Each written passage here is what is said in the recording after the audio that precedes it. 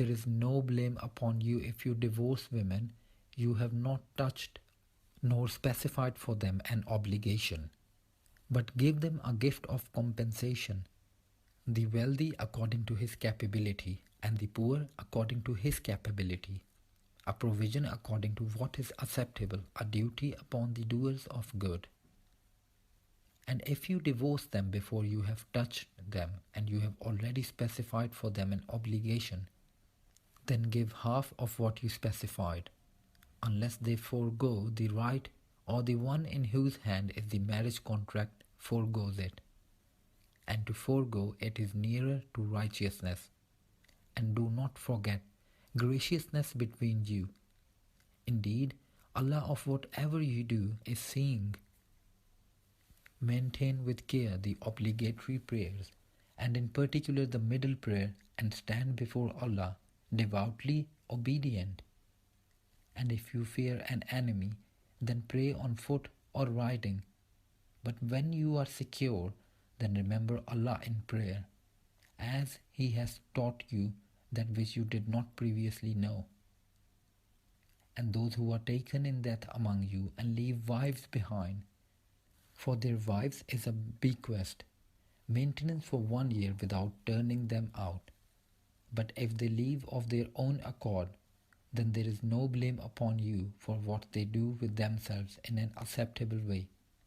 And Allah is exalted in might and wise.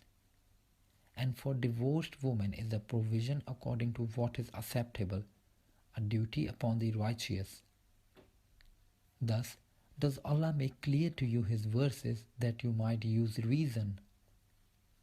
Have you not considered those who left their homes in many thousands, fearing death? Allah said to them, "Die." Then He restored them to life.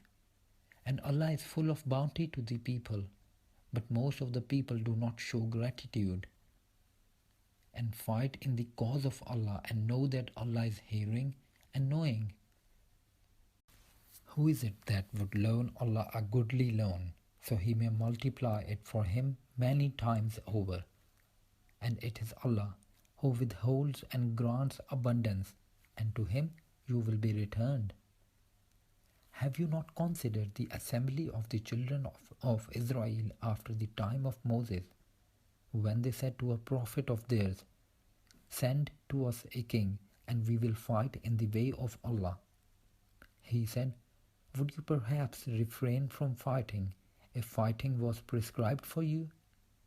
They said, "And why should we not fight in the cause of Allah when we have been driven out from our homes and from our children?"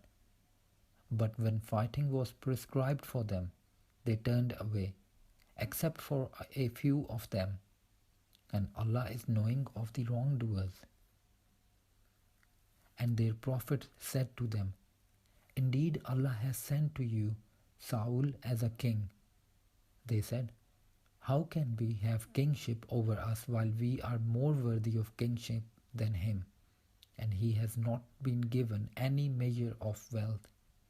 He said, "Indeed, Allah has chosen him over you and has increased him abundantly in knowledge and stature. And Allah gives His sovereignty to whom He wills, and Allah is all-encompassing in favor and knowing." And their prophet said to them, "Indeed, a sign of His kingship is that the chest will come to you in which is assurance from your Lord, and a remnant of what the family of Moses and the family of Harun had left, carried by the angels. Indeed, in that is a sign for you if you are believers." And when Saul went forth with the soldiers, he said, "Indeed, Allah will be testing you with a river, so whoever drinks from it is not of me, and whoever does not taste it is indeed of me, excepting one who takes from it in the hollow of his hand." But they drank from it, except a very few of them. Then when he had crossed it along with those who believed with him, they said, "There is no power for us today against Goliath and his soldiers."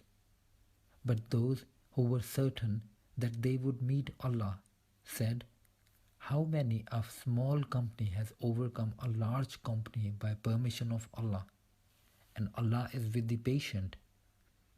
And when they went forth to face Goliath and his soldiers, they said, our Lord, pour upon us patience and plant firmly our feet, and give us victory over the disbelieving people. So they defeated them by permission of Allah, and David killed Goliath, and Allah gave him the kingship and prophethood, and taught him from that which he willed. And if it were not for Allah checking some people by means of others, the earth would have been corrupted. But Allah is full of bounty to the worlds. These are the verses of Allah which we recited to you, O Muhammad, in truth. And indeed you are from among the messengers. Those messengers, some of them we caused to exceed others. Among them were those to whom Allah spoke, and He raised some of them in degree, and we gave Jesus, the son of Mary, clear proofs, and we supported him with the pure spirit. If Allah had willed, those generations succeeding them would not have fought each other after the clear proofs had come to them. But they differed, and some of them believed and some of them disbelieved. And if Allah had willed, they would not have fought each other. But Allah does what He intends. O you who have believed, spend from that which we have provided for you before there comes a day in which there is no exchange and no friendship and no intercession. And the disbelievers, they are the wrongdoers.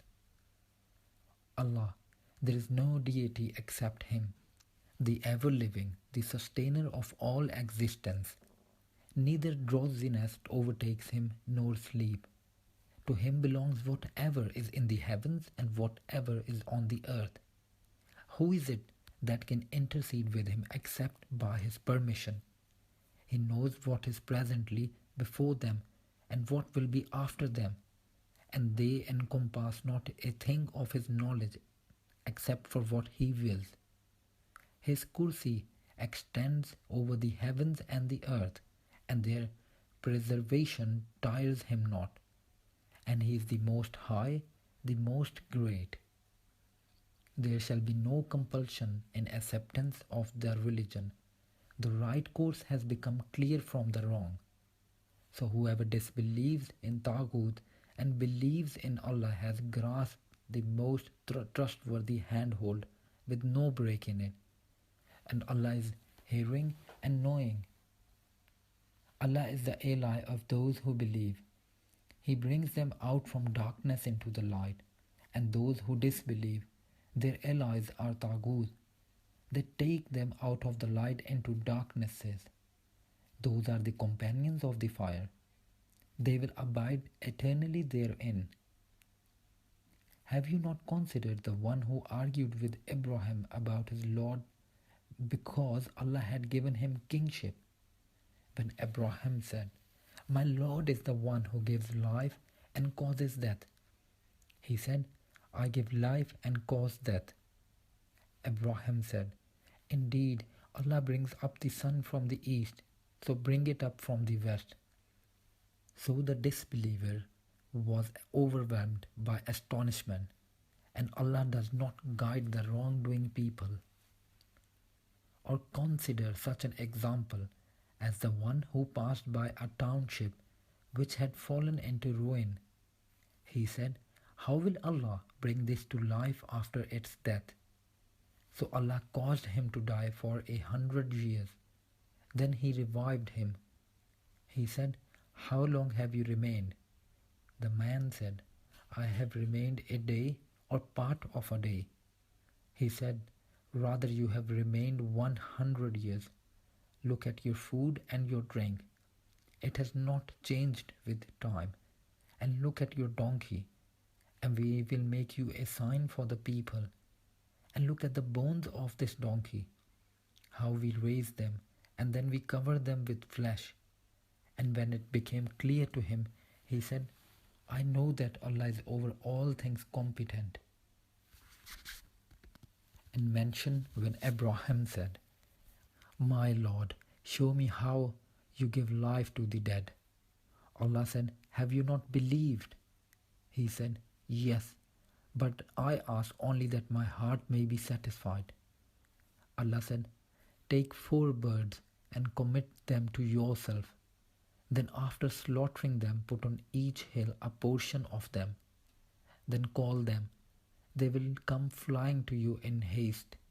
And know that Allah is exalted in might and wise." The example of those who spend their wealth in the way of Allah is like a seed of grain, which grows 7 spikes. In each spike is 100 grains. And Allah multiplies His reward for whom He wills. And Allah is all-encompassing and knowing. Those who spend their wealth in the way of Allah and then do not follow up what they have spent with reminders of it or other injury will have their reward with their Lord, and there will be no fear concerning them, nor will they grieve. Kind speech and forgiveness are better than charity followed by injury, and Allah is free of need and forbearing.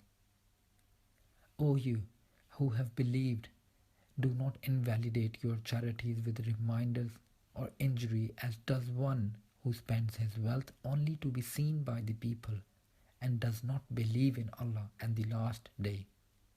His example is like that of a large smooth stone upon which is dust and is hit by a downpour that leaves it bare. They are unable to keep anything of what they have earned, and Allah does not guide the disbelieving people. And the example of those who spend their wealth seeking means to the approval of Allah and assuring reward for themselves is like a garden on high ground, which is hit by a downpour. So it yields its fruits in double, and even it is not hit by a downpour, then a drizzle is sufficient, and Allah of what you do is seeing.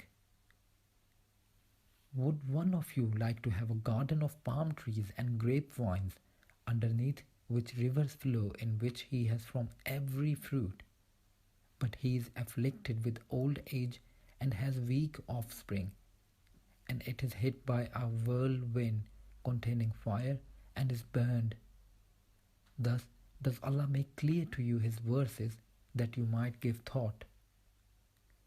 O you who have believed, spend from the good things which you have earned and from that which we have produced for you from the earth, and do not aim toward the defective therefrom, spending from that while you would not take it yourself except with closed eyes, and know that Allah is free of need and praiseworthy. Satan threatens you with poverty and orders you to immorality, while Allah promises you forgiveness from Him and bounty, and Allah is all-encompassing and knowing. He gives wisdom to whom He wills, and whoever has been given wisdom has certainly been given much good, and none will remember except those of understanding. And whatever you spend of expenditures or make of vows, indeed Allah knows of it, and for the wrongdoers there are no helpers. If you disclose your charitable expenditures, they are good, but if you conceal them and give them to the poor, it is better for you, and He will remove from you some of your misdeeds thereby, and Allah with what you do is fully acquainted. Not upon you, O Muhammad, is responsibility for their guidance, but Allah guides whom He wills. And whatever good you believers spend is for yourself, and you do not spend except seeking the continence of Allah. And whatever you spend of good, it will be fully repaid to you, and you will not be wronged. Charity is for the poor who have been restricted for the cause of Allah, unable to move about in the land. An ignorant person would think them self-sufficient because of their restraint, but you will know them by their characteristic sign. They do not ask people persistently or at all, and whatever you spend of good, indeed Allah is knowing of it. Those who spend their wealth in Allah's way by night and by day, secretly and publicly, they will have their reward with their Lord, and no fear will there be concerning them, nor will they grieve. Those who consume in trust cannot stand on the day of resurrection, except as one stands who is being beaten by Satan into insanity. That is because they say, trade is just like interest. But Allah has permitted trade and has forbidden interest. So whoever has received an admonition from his Lord and desists may have what is past, and his affair rests with Allah. But whoever returns to dealing in interest or usury, those are the companions of the fire. They will abide eternally therein. Allah destroys interest and gives increase for charities. And Allah does not like every sinning disbeliever. Indeed, those who believe and do righteous deeds and establish prayer and give zakah will have their reward with their Lord, and there will be no fear concerning them, nor will they grieve. O you who have believed, fear Allah and give up what remains due to you of interest, if you should be believers. And if you do not, then be informed if a war against you from Allah and His Messenger. But if you repent, you may have your principle. Thus you do no wrong, nor are you wronged. And if someone is in hardship, then let there be postponement until a time of ease. But if you give from your right as charity, then it is better for you if you only knew. And fear a day when you will be returned to Allah. Then every soul will be compensated for what is earned, and they will not be treated unjustly. O you who have believed, when you contract a debt for a specified term, write it down, and let a scribe write it between you in justice. Let no scribe refuse to write as Allah has taught him. So let him write, and let the one who has the obligation dictate, and let him fear Allah, his Lord, and not leave anything out of it. But if the one who has the obligation is of limited understanding, or weak, or unable to dictate himself, then let his guardian dictate in justice, and bring to witness 2 witnesses from among your men. And if there are not 2 men available, then a man and 2 women from those whom you accept as witnesses, so that if one of the women errs, then the other can remind her, and let not the witnesses refuse when they are called upon. And do not be too weary to write it, whether it is small or large, for its specified term.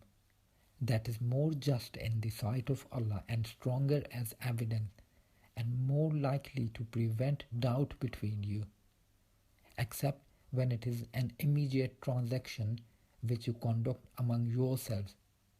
For then there is no blame upon you if you do not write it, and take witnesses when you conclude a contract.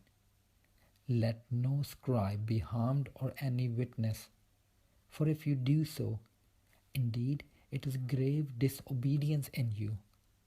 And fear Allah, and Allah teaches you, and Allah is knowing of all things.